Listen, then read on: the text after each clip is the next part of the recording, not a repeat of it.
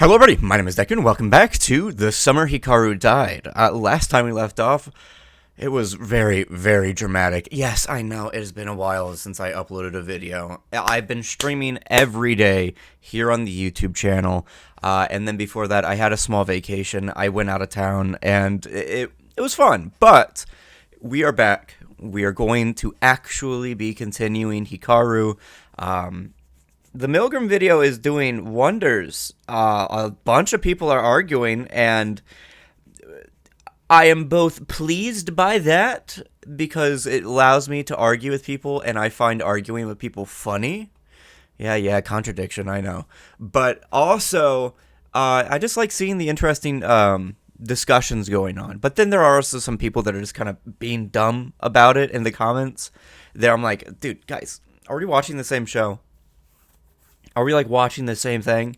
But again, that's my interpretation. But other people are being very, very persuasive with trying to say that it's one way or another and, like, trying to argue for their side of things. And it's like, guys, we are aware that the whole point of Milgram is that everyone is going to disagree, right? And I mean, yeah, I'm fine with people coming into the comment section and saying like, oh, well, I think it's this way.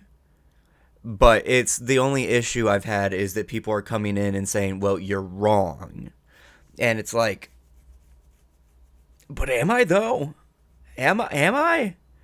When we literally do not know the entire narrative yet? That's like on purpose that we do not know the entire thing yet, verbatim of what's happening until the end of the trial 3. And okay, anyway. Let's get into some gay yaoi today, shall we? I'm sure this is going to be like a 40-minute video because I always talk and I always yap and I always do blah blah blah blah blah.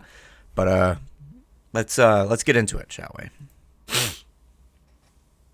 We're going to be skipping the intro and the outro, as always, because I do not want to get hit with copyright.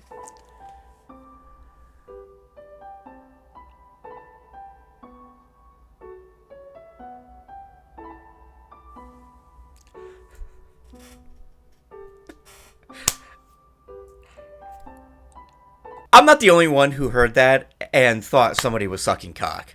Okay, but literally, I thought somebody was getting eaten alive. I thought somebody was dead. Like, I thought genuinely somebody was being killed. And I was like, uh-oh, this is going to be like a cold open. Somebody's being like, Tokyo Ghoul, I need more RC cells.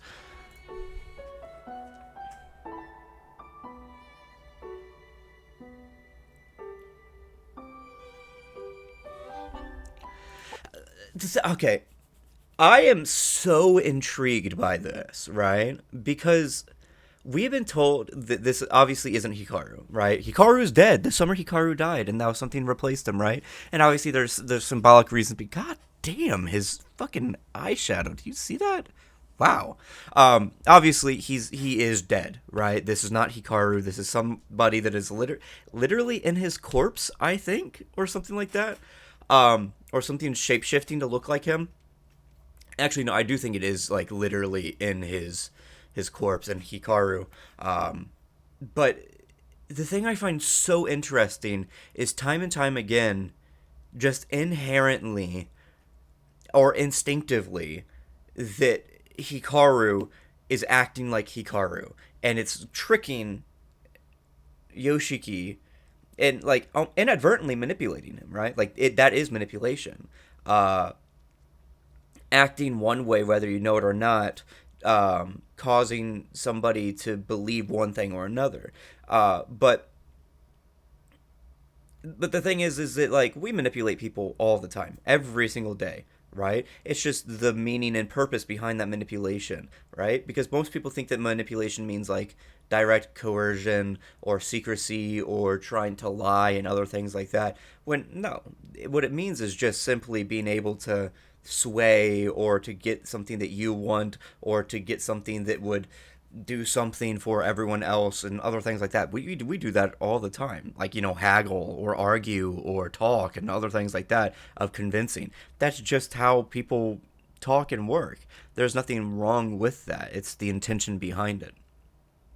What I'm more interested in is that specifically this unconscious manipulation is not it isn't malicious. It's not trying to convince that Yoshiki anything, but it is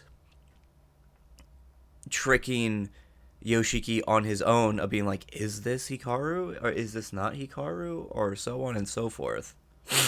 I just find it so interesting that like the relationship and dichotomy between like Hikaru and Yoshiki.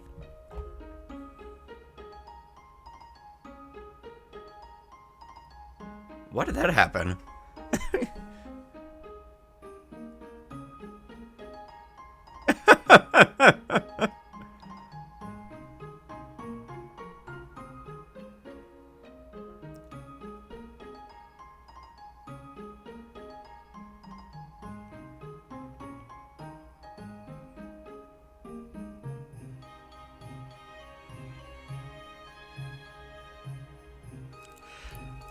The gross stuff coming out when I get excited. Look.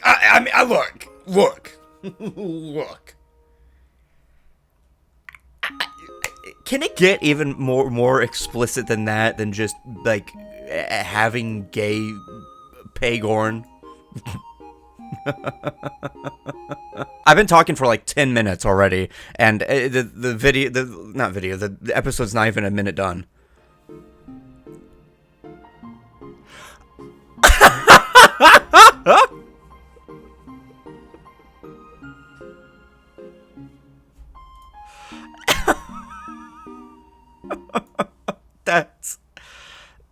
That's so gross, dude.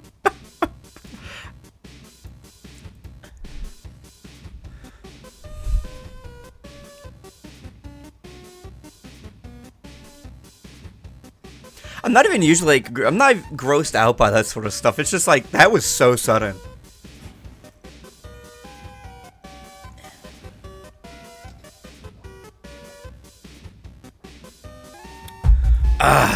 Are they in a rave? Oh. Arm wrestling.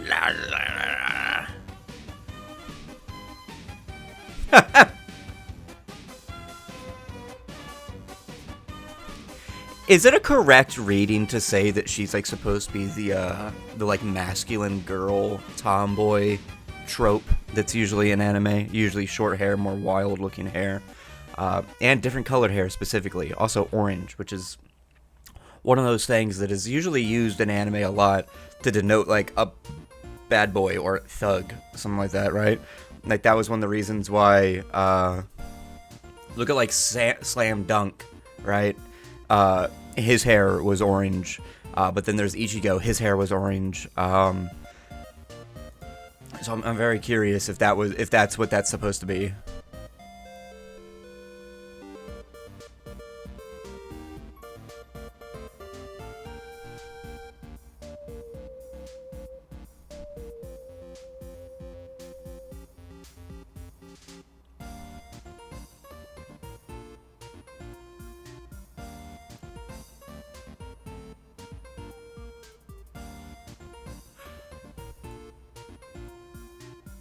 She's an esper. She can like see the future. She like can she like or like hears it and other things like, oh, that's so cool. Please, how is this going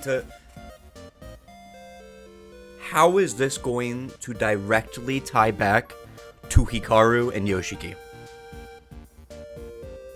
What if she warns Yoshiki that Hikaru is going to do something, and it causes tension between the two of them?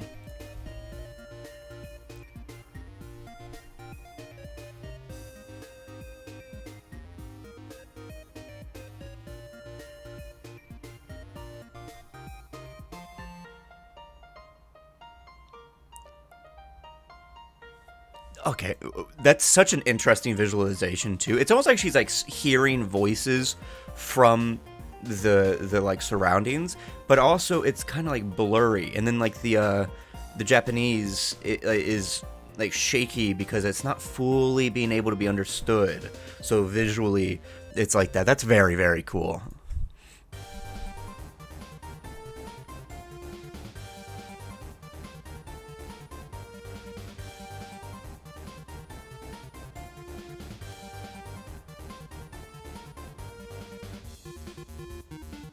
Hamburger.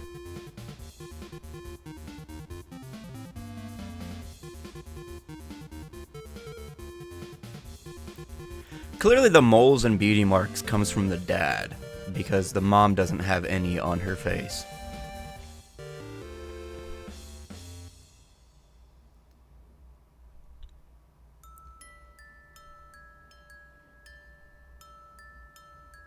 Oh.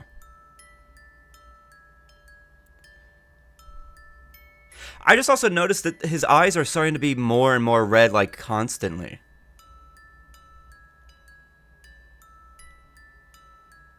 Yeah, not the Geto.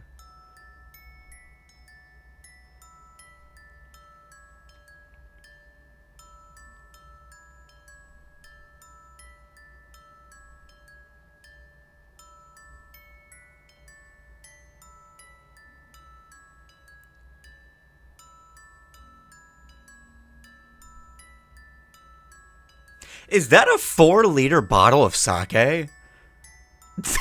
That's fucking awesome.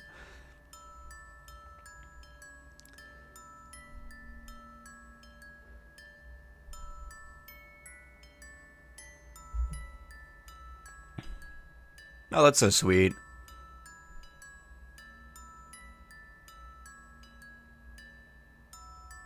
You know, maybe it wasn't like meant to be that way, but it also kind of subtextually shows Japanese culture too.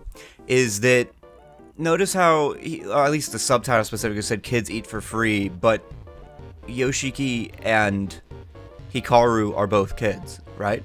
They're only like 15, 16, right? But it's one of those things that it seems that everything that I've kind of said, and please prove me wrong and correct me if I'm wrong, is it always seems like in Japan, that age range, you're not a kid anymore, right? You're older, you're maybe not legally an adult, but like you're an adult now, right? And I think that's one of those things, of one of the reasons why so often you see protagonists that are at that age, because it's kind of like seeing a protagonist here that's 20 or 21 or 18, 19, right? Like that's an adult in the West. It's really interesting. It's just really interesting to see and to talk about.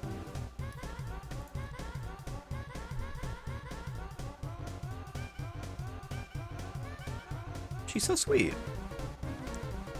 Oh.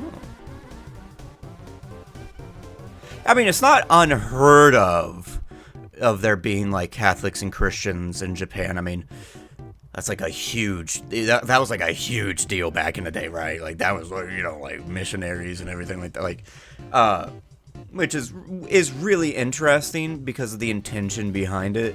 If you actually read up on a lot of those missions and everything like that, there was a lot of nefarious deeds going on that was actually tied to things like racism and xenophobia. Not even just in like the Japanese side with the missionaries, but also the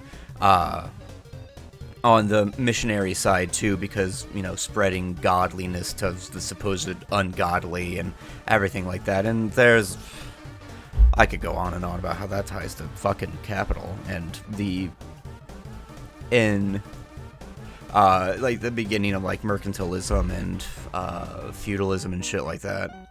Because one of the whole big deals with Catholicism was that they were ordained by God in leadership and had a divine right, and that was bolstered and backed by a section of the intellectuals and intelligentsia, that being the church, who were some of the only literate people within feudal society, and by them going to other countries to spread it, they were also inherently spreading the ideology of divine right of rulers and leaders, and this like kind of proto-conservative and fascist idea of monarchism, of they are the ones that deserve the rule, not other people. You are just subjects. You are subject to their rule and everything like that.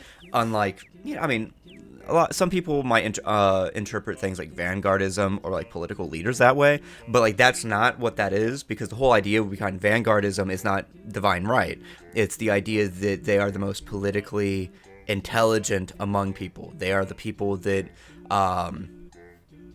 that have been rise from the masses of the proletariat and people around them to lead and teach others, not just stand above them and control them, right? And that's one of the big things with like political leaders, is it's not great man theory who them alone are doing it. They are an individual who serves as a funnel through everyone else in mass struggle, and sort of like the head of a mass line and everything like that, because they are not the ones that solely dictate things. Yes, they might ideologically be the sharpest among people, but they are still supposed to be a funnel of the people, which was a myth that was also constructed that was said to be true for monarchism and constitutional monarchies, but that clearly wasn't the case, because that was just a concession at the age and beginning of liberalism and age of enlightenment, away from divinity, and saying like, oh, well, we wrote it, but who wrote it, right? It was just a bunch of the rich people. It wasn't actually at the wills of the masses and the proletariat and the majority of people that became a minority because they were being abused by those in power.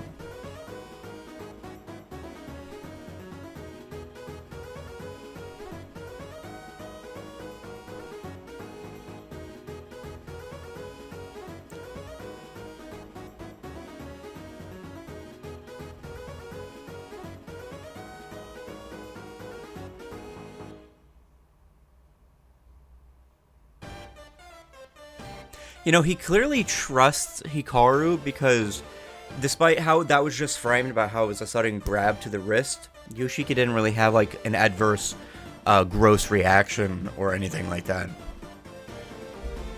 Don't let the gay infect the kid, because God forbid, kids can't be gay, right?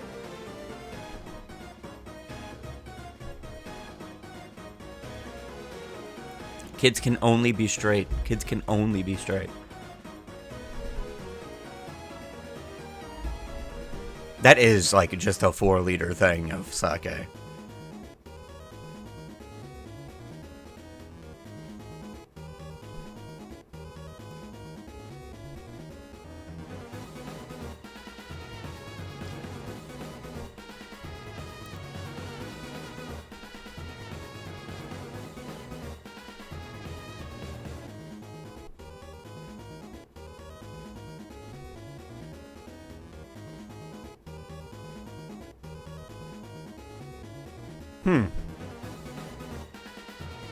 I actually really, that thing has been around, Kubitachi, for over 300 years, which would go back to the late 16th or 1600s to early 1700s, depending on when, because that'd be around, if exactly 300 years ago, would be 1718, so, which is, wow, yeah, that's, when was that, actually? What era of Japan was that? Alexa, what was the period of...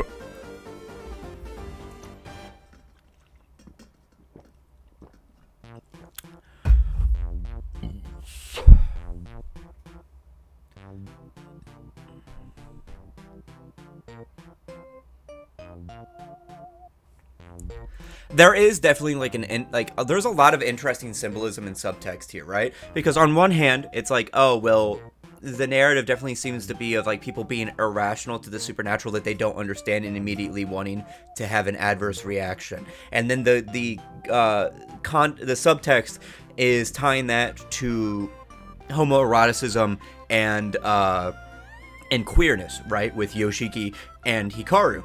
But then also it is telling a story of people's like lack of understanding while also just being an interesting like supernatural narrative at the same time. And those are the best stories, right? Those are flat out just the best stories and narratives, right? I mean, even in real life, I have an entire thing that's going to be coming out soon talking about this, about how I'm doing a piece of writing that talks about leftism and Marxism and how important narrative is to that, and not just culture and cultural hegemony and like trying to convince people, but like genuinely seeing things as narrative and understanding that life is a story and narrative, not in a predeterministic way, but in a way that like every event that we have in our life is subconsciously turned into a narrative, and that sort of power needs to be used by the proletariat. But yeah, like these kinds of stories is a perfect example of how that is the case. Like, we should have stories with subtext and themes and other things like that, and how it's not just saying one thing, but it is also deeper in another way, right? And I mean, personally, I just think that's a fault of liberalism, right? And status quo, right? Because under neoliberalism, everything that comes out that is culturally aligned with it is just going to say that this is just how it is, right? It is going to be a backing of ideology, and it's just going to be much like how they do it. It's a secondary thing.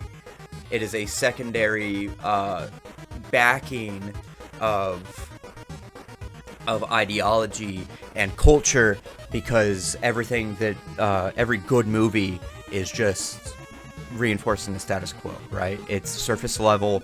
Anything big that happens and any symbolism that happens that isn't like a major motion blockbuster or anything like that, or is propaganda, isn't going to make you think. It is just going to simply say, this is the way things are, this is how it's going to be, this is the end of history, this is the way things should be, do not change it.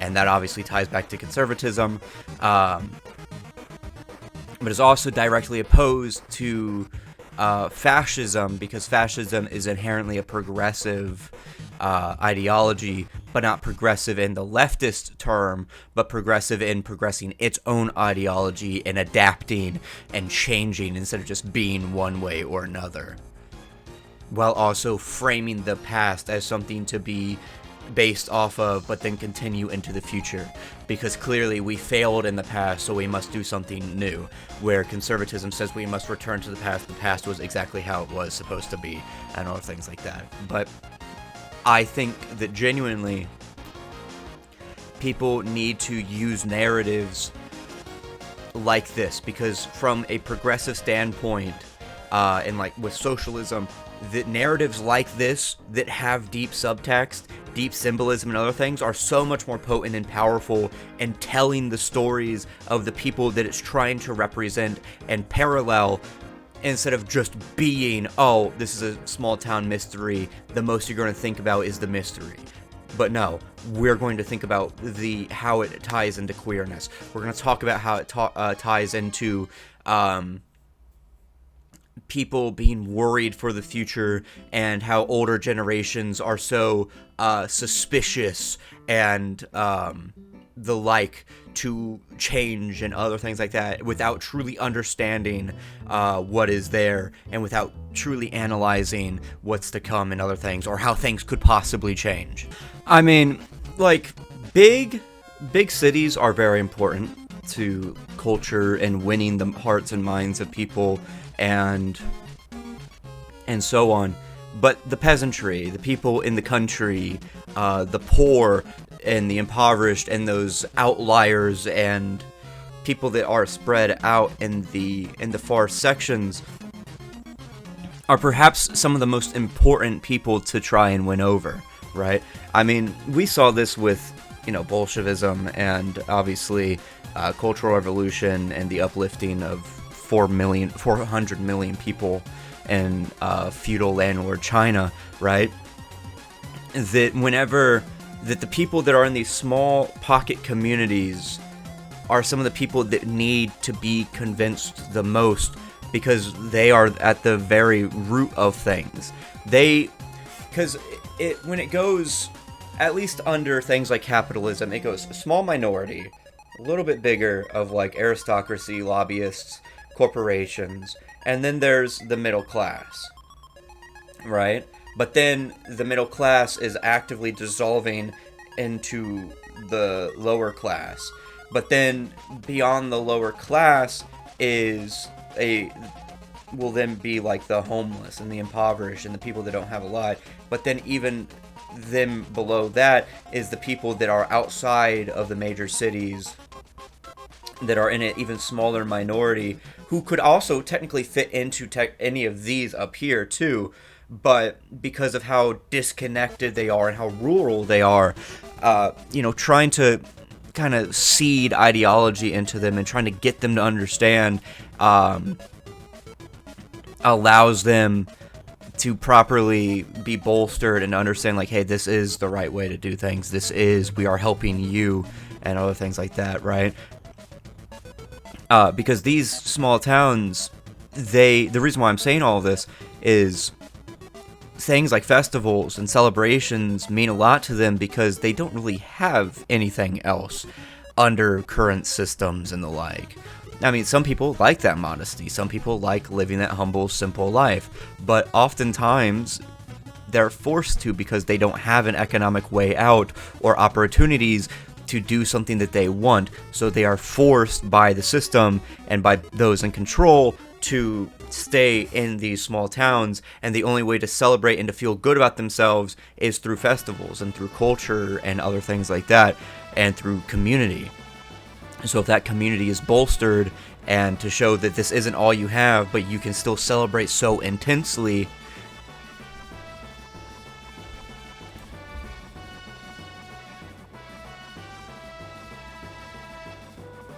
which is, again, another important thing of not just culture, but narrative. If you tell them the narrative of people winning, people like them being helped, they're bound to have their imaginations lit on fire and to continue.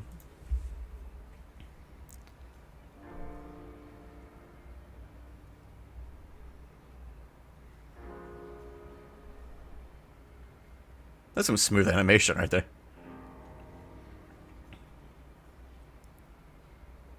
That is a very small village. Let's see, there's only...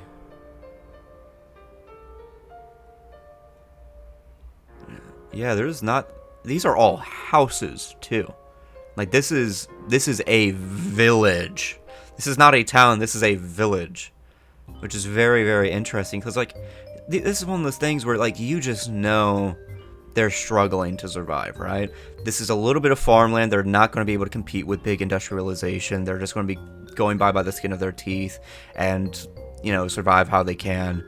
And most of them will probably have to be forced to use things like automotive industries or other things like that to then move into either bigger towns to then struggle even more, or to, go into inner cities for work and other things like that.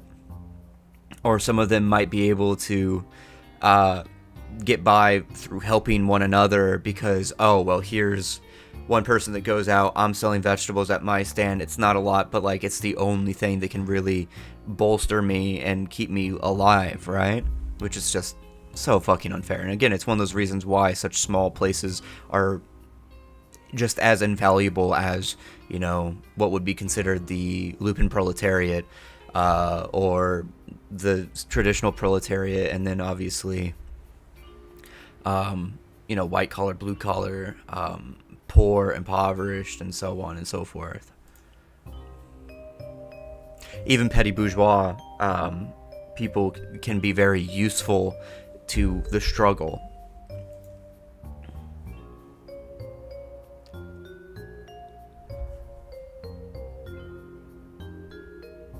Exactly. That's exactly what I said.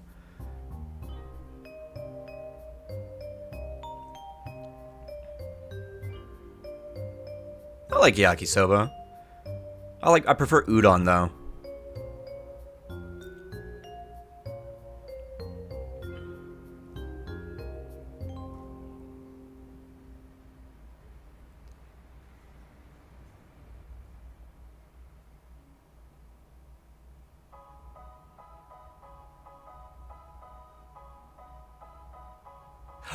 Oh!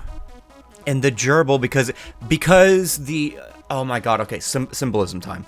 Because that hamster are ground rodents and they burrow and other things like that, that a barrier from a shogi gate...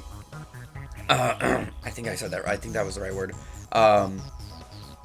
Being like the barrier that protects the main encircled festival, the moment that something tries to damage it, something that is connected to the earth it's trying to protect, that burrows, a rodent like a hamster, is alerted, and it is also tied to sensing things that is trying to, is being interacted with or damaged and things along that line.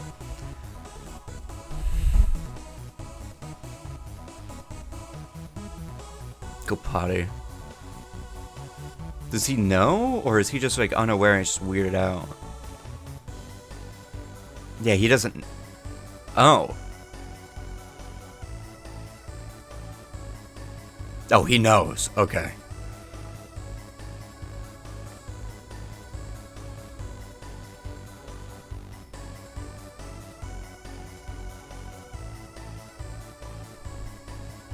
Thank you. What a rude... What is the rudest way to say thank you? What's again the thing that the video that I always say about the Rakugo guy where he goes domo arigato gato, and then he says warui and he goes warui literally means bad. you get something and you say thank you, you say oh bad. And but then the rudest way in like katakana and like foreign loan words to say thank you is to just say thank you. What the fuck, Hikaru? That's so mean. Why are you being so rude to your fucking friend? He got you shaved ice, dickhead.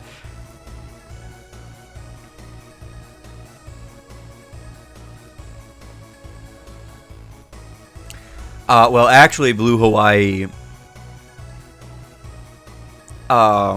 specifically, if you're talking about like the flavor, it's fruit punch that's flavored and usually has a little bit more citrus and sort of like a berry sweetness to it. It's one of those things of like blue raspberry, but blue raspberry doesn't really exist. It's just like a berry flavor that's kind of changed up and shit.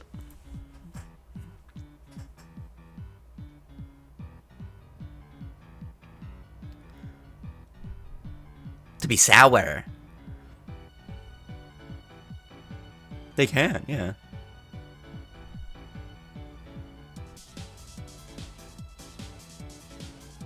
He's gonna have a brain freeze, isn't he?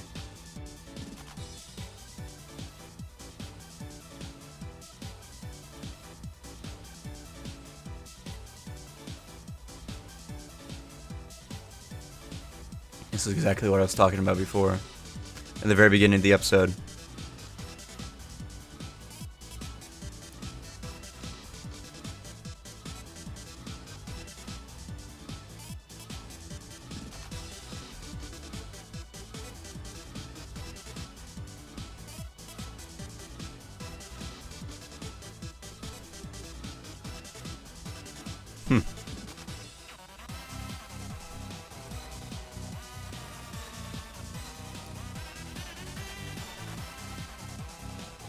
Why can't he pass through?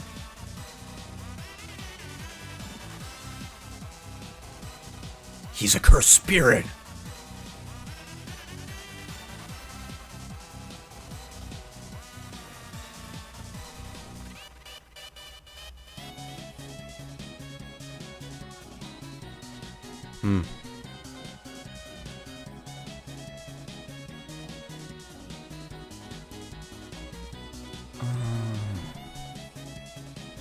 Yeah, that'll do it. That'll do it, definitely. Oh, we're in Letterboxd now.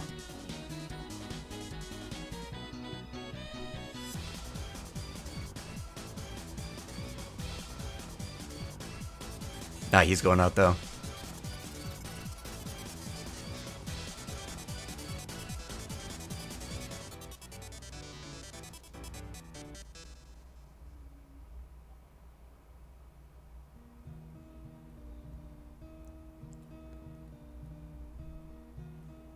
I just had a really interesting thought. Whenever people say Nichan, and obviously that's just like one of those things that people say, and it makes sense within Japan because it's a shorthand for brother and other things like that, and it's an identifier.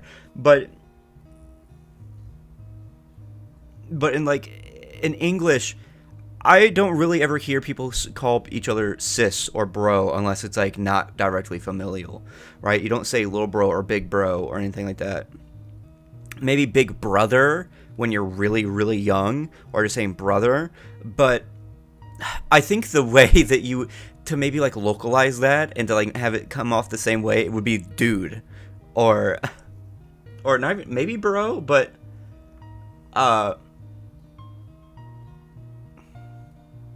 yeah, dude would really work.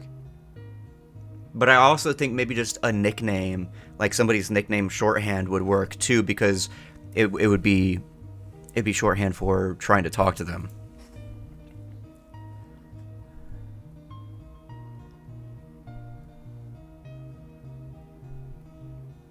Hikaru!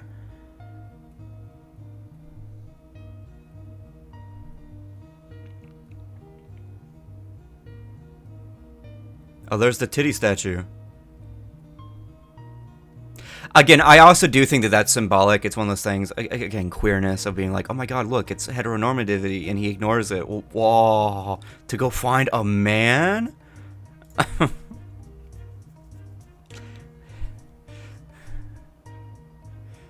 Ignores tits to find a man, must be gay.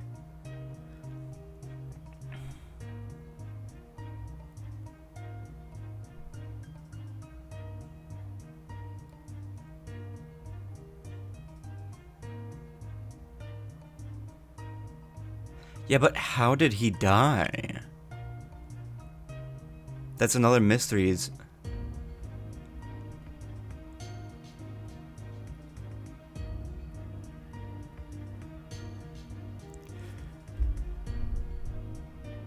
This is one of those things where it's like, this is so realistic that whenever somebody is in a traumatic way, their mind is just so clear. They don't, like, they're just like, he's so cold, he's like stone, he's less damaged. Like, your mind just immediately goes into like almost analytical or like practicality sort of way.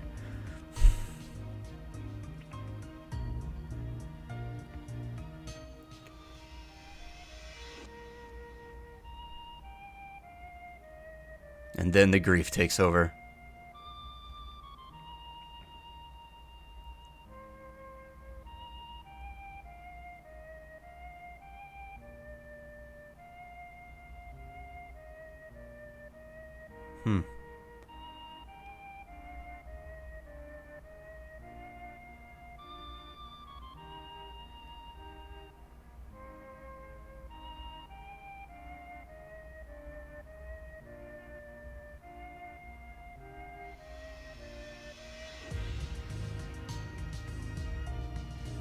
He is in the body. Yeah, okay.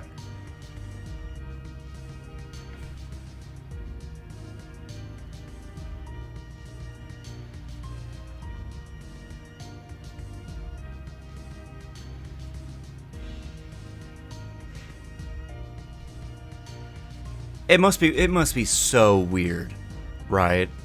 So weird to grieve somebody that doesn't exist anymore. Literally, they are dead, but their body is right there, talking to you exactly like they are, but you know that that's not them. That's not the person you know. That must be fucking horrifying, dude.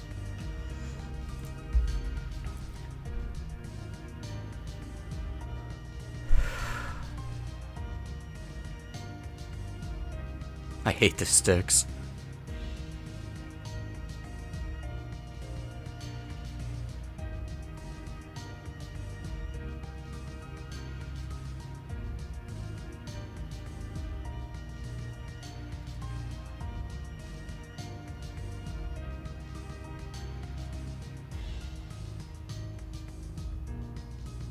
Yusuke isn't diseased? There we go! One of them LGBT folks. Got no room to breathe. Which is, again, symbolic of the fact that, like, they don't have a way to truly express themselves and to leave. But, like, one of the biggest things is that small communities can be the most oppressive, especially under certain ideologies, because of how closed in it is. You don't have breathing room, ironically, like you would in a massive city that's sprawling. And this is symbolic of the fact that Yoshiki himself is queer, and he wants to move away to have a place to truly express himself.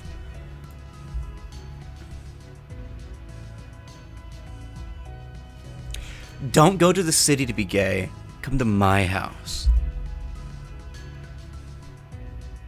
What? What? What?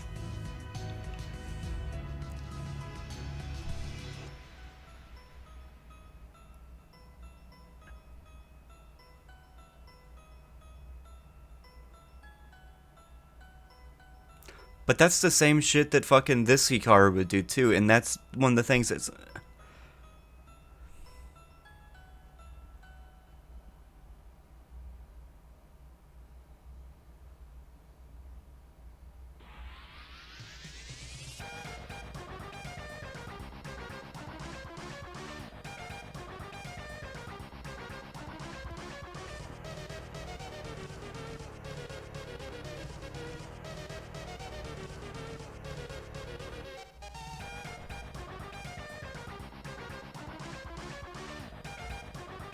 Red and blue.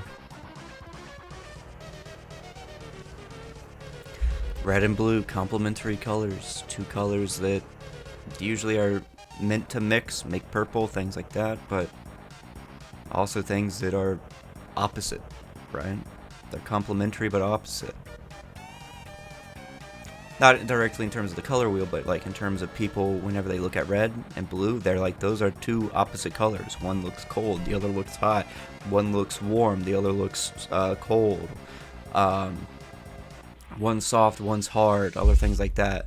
One's emotional, one isn't emotional. One, yeah, it's just...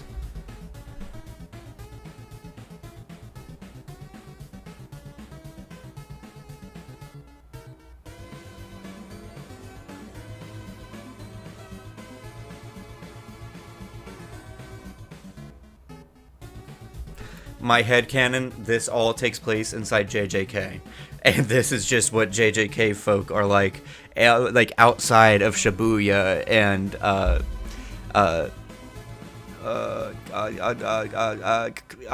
God. Not Kotoko. Oh, my God. What's the word? What's the word of the area? There's Shibuya. Kyoto. That was it.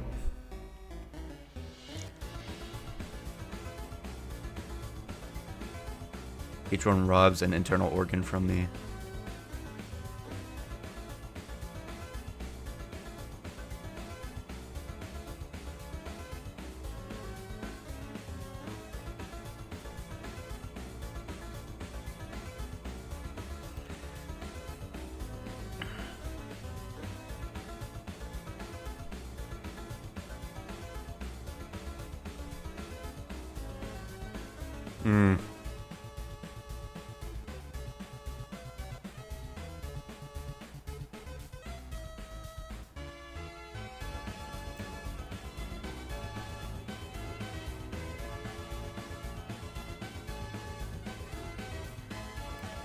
Morphed into something else. Maybe not morphed, but is puppeteering his body. He's inside. He's inside it.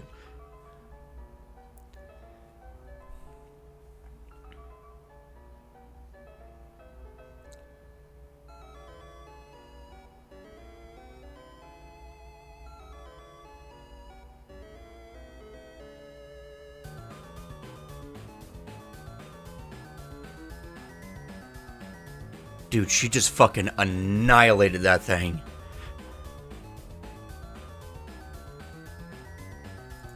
That is fucking... We're getting a power system! We're getting a power system! Yes, dude. Yes. Yes. Yes. That's awesome. Oh my gosh. Wow. we're getting really interested now. Like, because now the mystery is beginning to fully unfold and more questions are starting to get asked. And that's the best part of a mystery. Okay. That was awesome. That was awesome. Thank you all so much for watching. I'm loving this. I'm loving this. By the time you probably see this, I'm streaming. Or if not, I'll be streaming at 3 p.m. CST, which after 49 minutes after it would be about, so 2 hours from whenever this video comes out, I'll be streaming.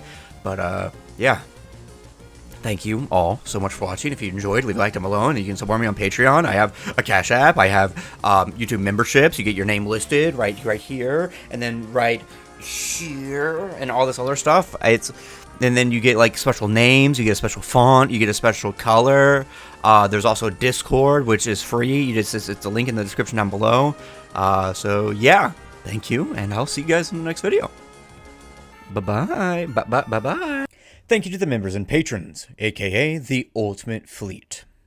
Saline, Peachy Bun, Sleepy Sheepy, Lolo Bartazal, Finch R, Eminelli, Bell, Lily McMillan, Henri, Shira, Angel313, Andrew Ortega, Ariana Henry, Yoan, Test, Helen, Miles Morales, Buglarka Boggy, Another Dragon, Moonze W, On You, Lind the Vocaloid Nerd ARG, Distar, Leah, Yui Izumi, AT, Chocobo/Chris, Annie, Shen Guang, Number 1 Ash Bradley fan, Michaela Malone, Gondala, Haruka Sakurai, It's Hope, Mealy, Sin Amon Klein, CEO, Ori, Questionable Decisions, Indami Sochiro, Shali, Purist Failure, Shelly, Joe, Futa Kajiyama, Nami WP, Kaku, Gukan, Mono, Cerulean, Brixie, Undying Flames, Nail,